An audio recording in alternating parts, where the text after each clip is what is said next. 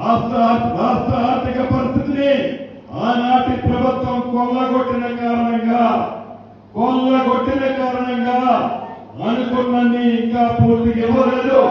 తప్పకుండా ఇచ్చి తీర్చామని కూడా ఈ వేదిక ద్వారా మీ అందరికీ తెలియజేస్తూ మరొక్కసారి ఇది ప్రజల ప్రభుత్వం.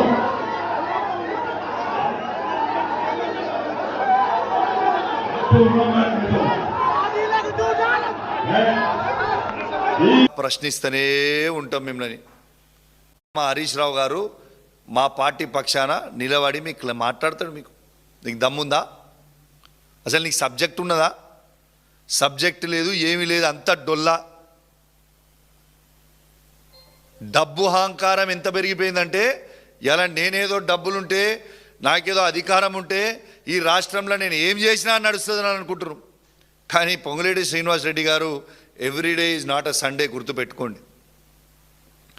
ఇలా నువ్వు ఇలా ఏందో పెద్ద కాంగ్రెస్ పార్టీ టీఆర్ఎస్ పార్టీలా అన్ని కాంట్రాక్టులు తీసుకొని ఎంజాయ్ చేసింది నువ్వు కాదా పొంగులేటి శ్రీనివాసరెడ్డి గారు?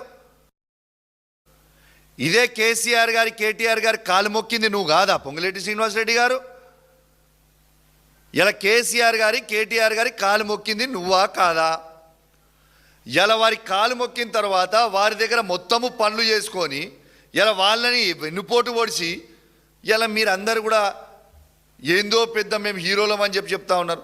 ఇలా కేసీఆర్ గారి పుణ్యాన కేటీఆర్ గారి పుణ్యాన నువ్వు అంత పెద్దగా అయినావు. ఇవాళ మనసు సాక్షిగా వాస్తవంగా తిన్నింటి వాసాలని నువ్వు లెక్క పెట్టకు పొంగులేటి శ్రీనివాసరెడ్డి గారని నేను అడుగుతా ఉన్నాను. కాంగ్రెస్ పార్టీ అస్సలున్న కాంగ్రెస్ పార్టీలు ఉన్న వాళ్ళు అందరినీ పక్కకు పెట్టిరు.